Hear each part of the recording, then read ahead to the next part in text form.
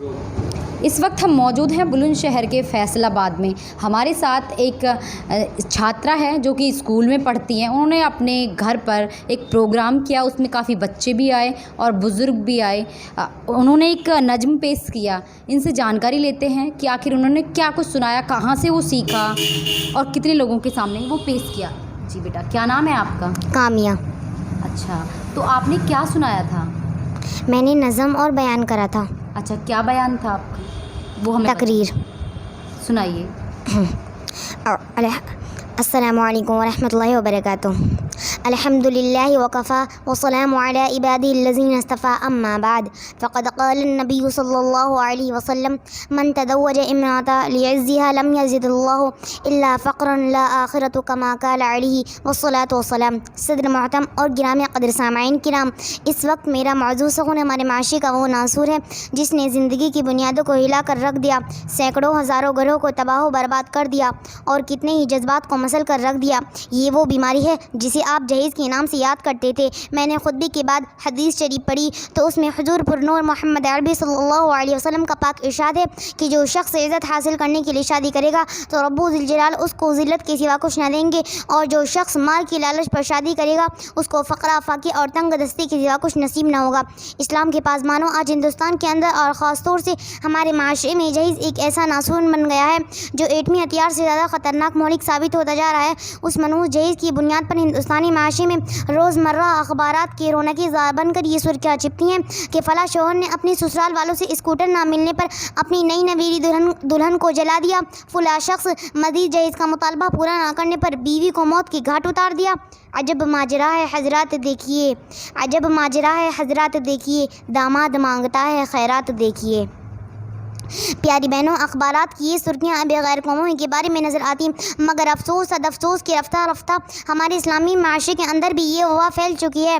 आज अखबारात के अंदर जहेज़ के लिए भेंट चढ़ने वाली कहीं फ़ातिमा, कहीं रज़िया, कहीं शबनम और फ़रज़ाना इस्लामी शरीयत के नाम लिवाओं से ये कह रही हैं, काश हमारी किताबों और वाज़ों के बजाय अमल में आ जाती। प्यारी बहनों, अखबारात की ये सुर्खियाँ अब गैर कौमों के बारे में नज़र आती, मगर अफसोस अफसोस की रफ्ता रफ्ता हमारे इस्लामी माशरे के अंदर भी ये वबा फैल चुकी है। आज भी उन औरतों के अरमानों का खून किया जा रहा है। गरीब घराने के बच्चों पर खुदा की ज़मीन अपनी विसअत और कुशादगी के बावजूद तंग हो रही है। सारी दुनिया पर यह बात रोज़ी रोशन की तरह आया है कि जिस घर में लड़की जवानी की दहलीज पर कदम रखती है, इसी वक्त से वालिदैन की नींदें हराम हो जाती हैं। ज़िंदगी का हर लम्हा सांप बनकर डसने लगता है। एक तरफ लड़की की उड़ती हुई जवानी होती है तो दूसरी तरफ जिनसी बेड़ियों की उड़ती हुई निगाहें होती हैं, तो तीसरी तरफ पड़ोसियों की चहमी गोया होती है। वालिदैन उस गुलाब के फूल को सजाने के लिए जब किसी लड़की की तलाश करते हैं, जहेज़ के मुतालबात इन इरादों को मुस्मार कर देते हैं। अरे जहेज़ की ठेकेदारों, कान खुल कर सुन लो, ज़रा देखो सैयदुल अंबिया, ताजदार बता, अहमद मुज्तबा मोहम्मद मुस्तफ़ा सल्लल्लाहु अलैहि वसल्लम की प्यारी और लाडली बेटी हज़रत फ़ातिमा रज़ियल्लाहु अन्हा का अक़्द मसनून किस अंदाज से होता है कि जिस्म पर जो चादर है उसमें 16 प्यून लगे हुए हैं और बिन्नते रसूल होने के बावजूद पयादा पाशे खुदा हैदर कर्रार रज़ियल्लाहु अन्हु की जानिब रवाना हो रही है। आज हम ये कहते हैं कि हमारा बेटा डॉक्टर है, हमारा बेटा इंजीनियर है, हमारा बेटा पायलट है, हमारा बेटा ग्रेजुएट है, हमारा बेटा टेलीफोन ऑपरेटर है, इसलिए जहेज़ में जहाज़ चाहिए। अरे औलाद पैदा करके जहेज़ की तमन्ना करने वालों, कान खोल कर सुन लो। अगर तुम्हारा बेटा इंजीनियर है तो हज़रत अली उमरुल मोमिनीन थे, अगर तुम्हारा बेटा पायलट है तो हज़रत अली मुजाहिद थे, अगर तुम्हारा बेटा पैकरी सयासत है तो हज़रत अली पैकरी विलायत थे। जहेज़ आग है, दुनिया को निगल सकती है, जहेज़ से नहीं तकदीर बदल सकती है। जहेज़ मांग रहा है तो आज शादी में तेरी बेटी भी कल इस आग में जल सकती है।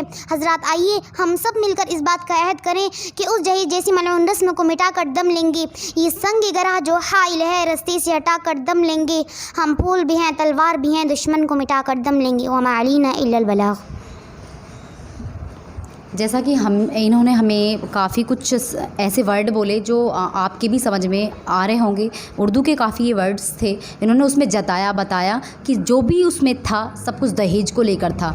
दहेज इस तरह हमारे देश में पाम पसार रहा है जो कि आज हम हिसाब भी नहीं लगा सकते। जी हाँ, काफ़ी इसके बारे में लोगों ने अच्छी अच्छी बातें कहीं कि इतनी कम एज में इस बच्ची ने इतना कुछ सुनाया। अपने स्कूल में भी काफ़ी एडमिशन के लिए यहाँ पे टीचर्स आए कि हमारे स्कूल में इस बच्ची का एडमिशन लीजिए। इतनी होनहार बच्ची है, अभी तो काफ़ी कम उम्र है इसकी। बेटा क्या उम्र है आपकी?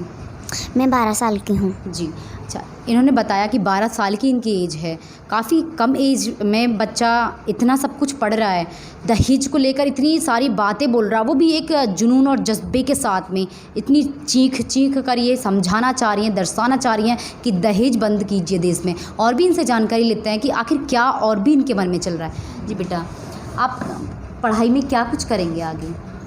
हम हाफ़िज़ा करेंगे।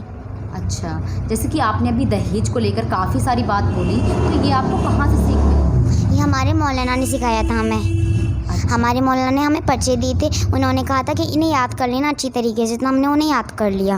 अच्छा, इतना बड़ा आपने याद किया। जी। अच्छा, और क्या आपने अभी हमें बताया था कि आप देशभक्ति गीत गाएंगे, क्या वो है उसमें, वो सुनाएं हमें। सारे जहाँ से अच्छा, सारे जहाँ से अच्छा हिंदुस्तान हमारा हमारा, सारे जहाँ से अच्छा, सारे जहाँ से अच्छा हिंदुस्तान हमारा हमारा, सारे जहाँ से अच्छा। जी, और जो अभी आपने जो कलमा पढ़ के सुनाया था, तो उसको ज़रा सुनाएं, जो कोरोना को। जैसा कि हम सभी जानते हैं कि कोरोना वायरस जैसी महामारी अपने आप में थमने का नाम ही नहीं ले रही है, सबके कारोबार बंद हो चुके हैं। तो हमारे साथ काम्या और भी कुछ ऐसा बताएंगी जो उन्होंने खुद अपनी कलम से लिखा है। जी काम्या, क्या आप कुछ कहना चाह रही थी कोरोना को लेकर, वो सुनाए हमें। कुदरत का कहर भी ज़रूरी था साहब, वरना हर कोई ख़ुद को खुदा समझ रहा था। जो कहते थे कि मरने तक की फ़ुर्सत नहीं है, वे आज मरने के डर से फ़ुर्सत में बैठे हैं। माटी का संसार है, खेल सकी तो खेल, बाजी रब के हाथ में है, पूरा विज्ञान फेल। मशरूफ़ थे सारे अपनी ज़िंदगी की उलझनों में, ज़रा सी ज़मीन क्या खिसकी, सबको ईश्वर याद आ गए अपने। ऐसा भी आएगा वक्त पता नहीं था, इंसान डरेगा इंसान से ये भी पता नहीं था। जैसा कि हमें काव्या ने सुनाया, ये अपनी ही इन्होंने कलम से लिखा है। जब जैसे कि लॉकडाउन जैसी महामारी चल रही थी, तो सब भी अपनी फुर्सत से घर पर बैठे थे, तो इन्होंने ये अपना माइंड दोहराया, सबको ये सीख दी है अब इसमें कि किस तरह से हमें कोरोना से बचना है, किस तरह से हमें मिल के चलना है, किस तरह से हमें एक साथ इस कोरोना जैसी महामारी से लड़ना है। आमिर राणा के साथ काजल लोधी, खबर तहकीकात बुलंदशहर।